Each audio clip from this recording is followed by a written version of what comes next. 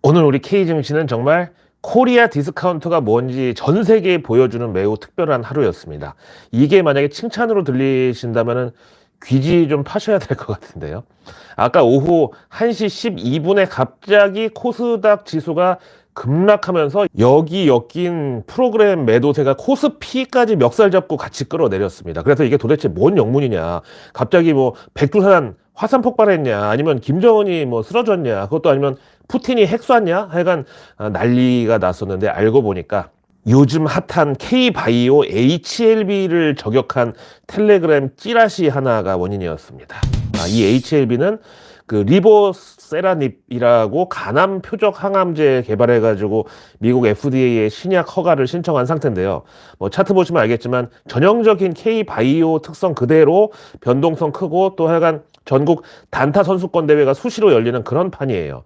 여기는 여러 이제 드라마틱한 요소들이 또 함께 들어있는 게, 일단 여기 오너 진양곤 회장은 이름부터가 그 재벌집 막내 아들, 거기서 이제 이병철 회장 모티브로 했다는 그 진양철하고 이름이 비슷한 데다가 또 이제 본인이 원래 원광대 법대 나와가지고 은행 다니다가 IMF 때 명퇴하고 그 돈으로 호프집 차렸는데 그거 말아먹고 결국 그래서 금융계로 와가지고 투자회사 차린 다음에 M&A 바닥에서 이제 활동을 하다가 결국 HLB를 인수하면서 바이오 쪽에 진출을 한 사람이거든요. 근데 이 HLB가 왜 HLB인지 아세요? 뭐 사람 이름 이니셜 아니냐, 아니면 HLB니까 한림대 병원 약자 아니냐, 이런 드립도 있는데, 이게 원래 구명보트 만들던 현대 라이프보트, 그래서 이제 기업명이 HLB였었는데 이걸 진양곤 회장이 인수하면서 거기 이제 펄로 바이오를 갖다 얹은 거예요.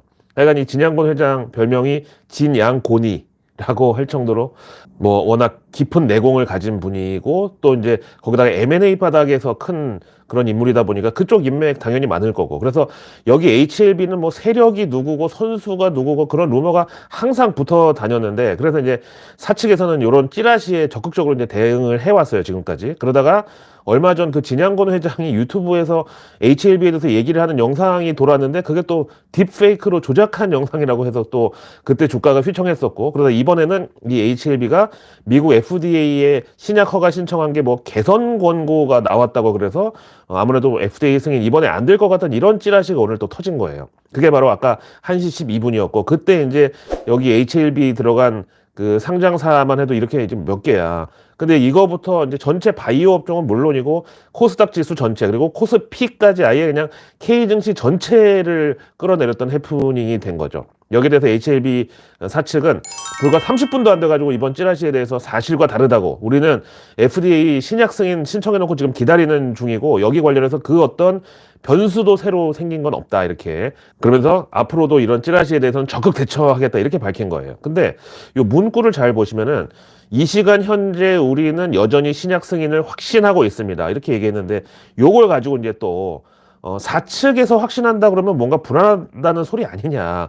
여기 주어를 FDA가 분명히 승인해 줄 거라고 이렇게 하진 않고 우리가 확신한다, 이거는 지금까지 그 흔히 K바이오에서 보던 이런 거 아니냐고 또 반응이 나왔어요. 그래서 결국 HLB 측은 내일 회장이 긴급 IR을 직접 개최한다고 발표를 했어요.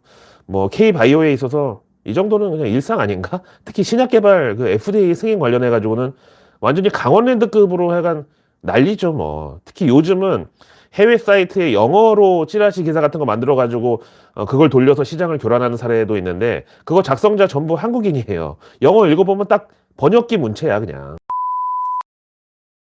하여간 이번 해프닝이 어떤 개미 털기 내지는 담력 테스트였는지, 아니면 마지막 정말 구명보트가 떴던 건지 뭐 지나보면 알겠지만, 하여간 FDA 승인이라는 게 아예 그냥 승인 혹은 거절 이렇게 둘 중 하나만 있는 게 아니고요. 승인 연기도 많거든요.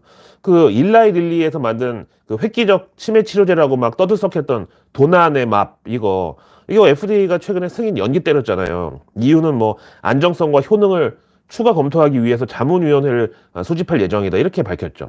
하여간 우리 K바이오에서 미국 FDA 승인을 받은 약은 뭐 휴젤의 그 보툴렉스는 3수 끝에 겨우 품목 허가 받아낸 거고, 그 외에는 대부분이 바이오 시밀러, 그러니까 이제 복제약들이었는데, 이번에 HLB가 그것도 항암제 신약으로 FDA 허가를 받으면 이거는 바이오 시밀러하고는 아예 순이익률 자체부터가 완전히 그냥 넘사벽이기 때문에 진짜로 이번에 승인 나면은 K바이오의 한 획을 긋게 될 수 있습니다. 근데 그만큼 또 어렵고 확률이 낮은 거라는 뜻도 되죠.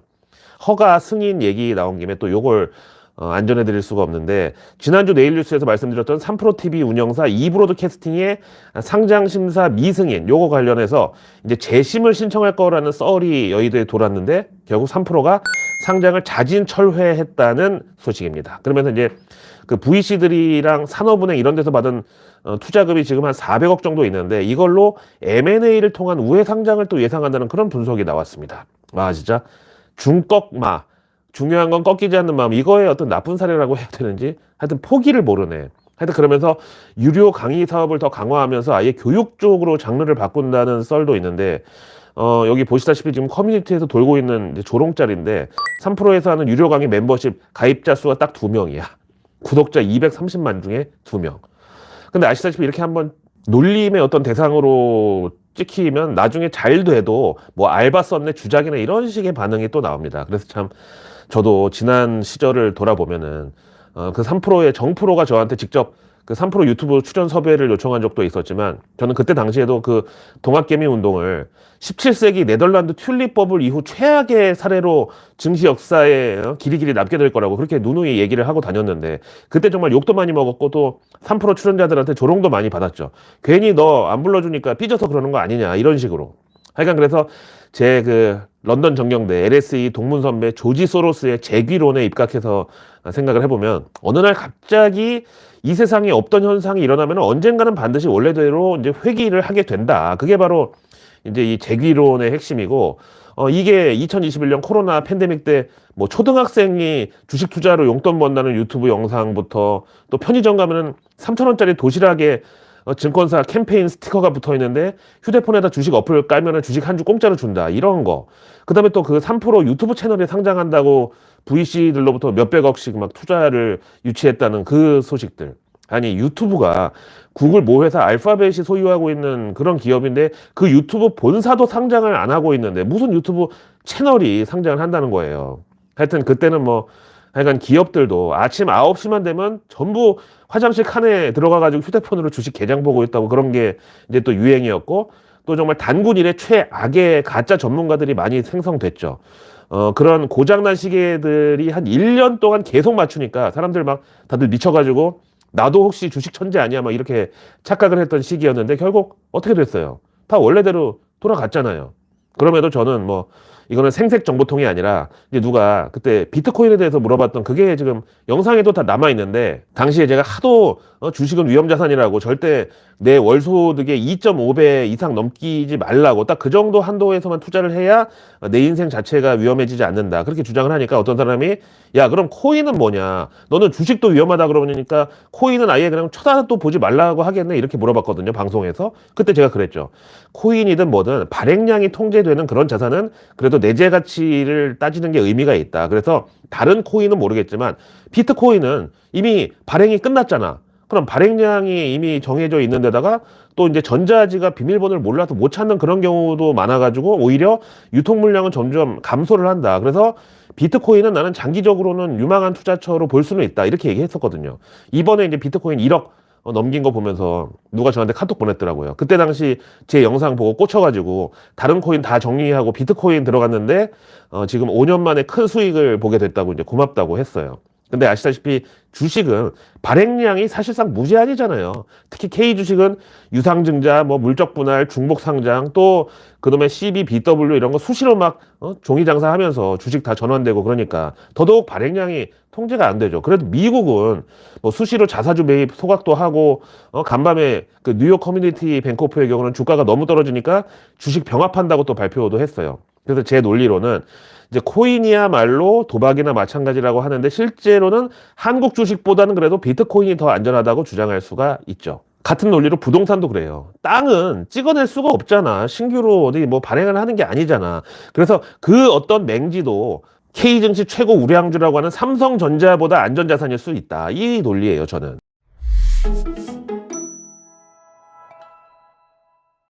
런하 반갑습니다. 간밤 미국 CPI는 당초 기대를 모았던 거에 비하면 정말 싱겁게 그냥 넘어갔는데요. 심지어 예상보다 높게 나왔는데도 그냥 이거 개무시해버리고 엔비디아 3거래일 만에 반등한 거에 다들 꽂혀가지고 역시 무한 매수법이 미국 증시에서는 통한다 이렇게 다들 뉴욕 증시를 한 마음으로 들어 올렸어요. 그러면서 다시 6월 연준 금리 인하 시나리오가 힘을 받고 있는데 먼저 골드만삭스가 미국 이번 CPI 보니까 이제 더 이상 고금리로 물가 떨어뜨리는 이거는 효과가 없는 것 같다. 그래서 결국 연준도 6월에는 금리 인하를 이제 들어가면서 긴축 스트레스를 벌일 것이다. 이렇게 시동 걸었고요. 반면에 이제 JP모간은 어제 네일뉴스에서 전해드린 그 회장 제이미 다이먼의 발언. 요게 이제 내가 연준이면 6월보다는 좀 더 기다릴 것 같다. 그러니까 6월 금리 인하는 너무 이르다. 이 발언 때문에 JP모간도 야 이거 6월 금리 인하 시나리오에 올라타긴 해야 될 것 같은데 지금 고민 중이겠죠. 자기네 회장 틀렸다고 매기는 걸로 보일 수가 있으니까 잘못하면. 그런 와중에 오늘 우리 한국은행이 갑자기 연준 6월 금리 인하에 이제 베팅을 하고 나섰습니다. 근거는 한국은행 뉴욕 사무소에서 월가 IB 10곳을 상대로 서베이를 돌렸는데 그 10곳 중에 8곳이 6월 금리 인하를 전망했다는 거예요. 그럼 이제 한국은행은 바로 7월 달이라도 금리 인하에 돌입할 수가 있는데 아무래도 7월은 이제 여름 휴가철이다 보니까 식료품 물가 이런 것들 감안해가지고 한두 달 더 이제 기다릴 수가 있겠죠. 그럼 이제 금리 인하 수혜주는 과연 뭐가 있느냐? 뭐 건설? 아니면 또 증권? 근데 이 와중에 삼성전자 공시 내용을 보면은 이재용 회장 일가를 제외한 삼성전자 미등기 임원이 보유한 주식수가 42만 5,123주. 이래서 이제 1년 전에 비해서 42%나 감소한 걸로 나왔어요. 이게 뭔 뜻이냐면은 삼성전자 임원들이 자기네 삼성전자 주식을 이제 팔았다는 거야. 1년 전에 5만 전자였다가 작년 말에 7만 전자 겨우 회복했는데 여기서 8만 전자도 우리는 못 기다린다. 안 믿는다. 그리고 자기네 주식 내다 팔은 거예요. 그것도 절반 가까이를.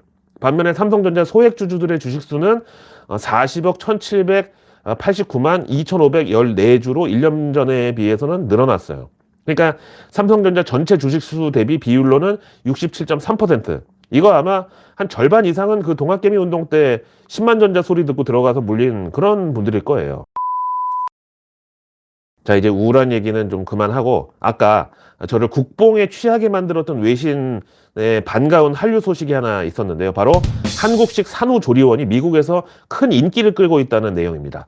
블룸버그랑 뭐 포춘지 이런 데서 일명 럭셔리 출산 후 케어 패키지가 유행을 하고 있는데 이게 이제 한국에서 온 거고 특히 지금 미국 뉴욕에서 제일 잘 나가는 보람 케어라는 여기 이제 헐리우드 스타들부터 미국 상류층 그런 사람들까지 예약이 뭐 엄청나게 밀려 있다는데 여기 창업자가 한국인 남보라 씨라고 소개가 됐습니다. 이제 이분이 말하기를 본인이 아이 2명을 낳고 우울증으로 좀 힘들었대요. 그래서 산후조리가 여러 가지 뭐 논란이 있음에도 불구하고 산모들을 정신적으로 회복시키는 그런 것까지 세세하게 뭐 살펴야 된다고 그러네요. 이게 이제 미국 뉴욕에서도 통한 거죠. 그래서 우리가 이제 흔히 뭐 말하는 게 산후조리원이라는 거는 이 대한민국밖에 없다. 미국 산모들은 애 낳고 바로 찬물로 샤워하고 뭐 얼음잔에 콜라 마시면서 병원에서 퇴원하는 길에도 자기가 직접 운전해서 집에 간다. 뭐 그러는데 실제로는 이 산후조리가 과학적으로 어떤 필요성이 있다는 이런 쪽의 근거들이 요즘 많이 나오고 있대요. 외신에서 그렇게 소개를 합니다. 근데 저 개인적으로 한 가지 걱정은 이게 이제 또 해외 산후조리 시장이 막 확대되고 이게 한류로 이름 유명세를 날리기 시작하면은 또 중국이 산후조리는 우리가 원조라고 또 숟가락을 얹는 게 아닌가. 요게 좀 걱정이에요.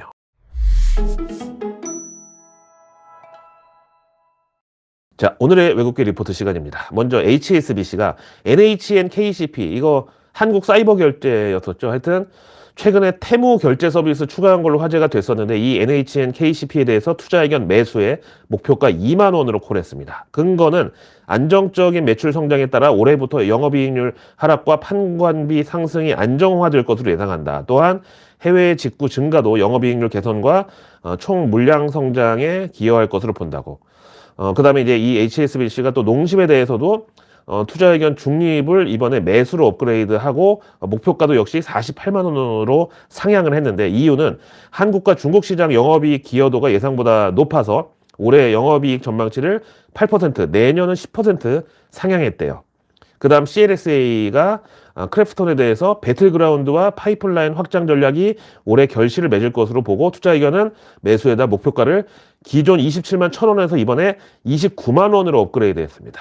이어서 맥쿼리 증권은 K 이커머스 분석에서 카카오, 쿠팡, 네이버 이런 순서로 선호도를 표시했는데 카카오의 광고 매출 증가와 비용 절감에 따른 마진 개선을 이유로 카카오를 최선호주로 그 다음에 쿠팡의 경우는 대체로 긍정적인데 다만 이제 대만에서의 영업손실 가이던스 확대 요게 불확실성이라고. 그리고 네이버는 뭐 AI나 하여간 최근 드라이브를 걸고 있는 것에 아직 눈에 띄는 성과는 없다. 그래서 결론은 카카오 목표가 75,000원, 쿠팡 22달러, 다음 네이버 목표가 26만 원으로 콜했습니다. 그 다음 UBS가 K 오토 분석 리포트에서 현대차, 기아 둘 다 투자 의견 매수에다가 목표가도 둘 다 시원하게 상향했는데 현대차는 기존 23만 원을 오늘 29만 5천 원으로, 그 다음 기아는 목표가 기존 11만 원을 오늘 14만 8천 원으로 진짜 시원하게 상향했습니다. 근거는 크게 두 가지로 하나는 현대차가 인도 사업을 이제 IPO해서 매각하면 30억 달러의 이익을 올릴 수 있는데 이걸로 특별 배당을 실시할 가능성이 있다. 그 다음에 한국 정부의 밸류업 프로그램으로 기업 지배구조 개혁이 현대차에 적용이 된다면은 그 현대차 그룹의 순환 출자 및 가족 승계에 진전이 있을 수 있다. 이러한 움직임이 현실화되기까지 다소 시간은 걸리겠지만 변화에 대한 기대감으로 기업 지배구조 오버행이 완화될 수 있다. 이제 이렇게 봤어요. 그래서 내일 뉴스는 내일 보면 너무너무 늦습니다. 구독과 알림 설정 그리고 주변에 소중한 분들께 이 내일 뉴스 미리 보기를 공유해 주세요. 그럼 제가 아직 나오지 않은 오늘 뉴스도 아닌 내일의 뉴스를 매일 저녁 여러분들 안방으로 직접 배달갑니다.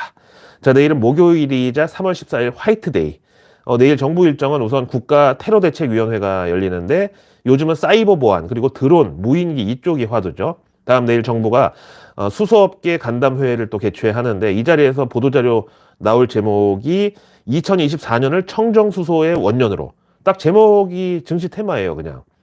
그리고 내일 정부 발표 나올 게 새로운 융복합 의료기기 트렌드 확인, 글로벌 네트워크 확대 지원 이렇게 이제 잡혀 있는데 증시에서는 원격 진료.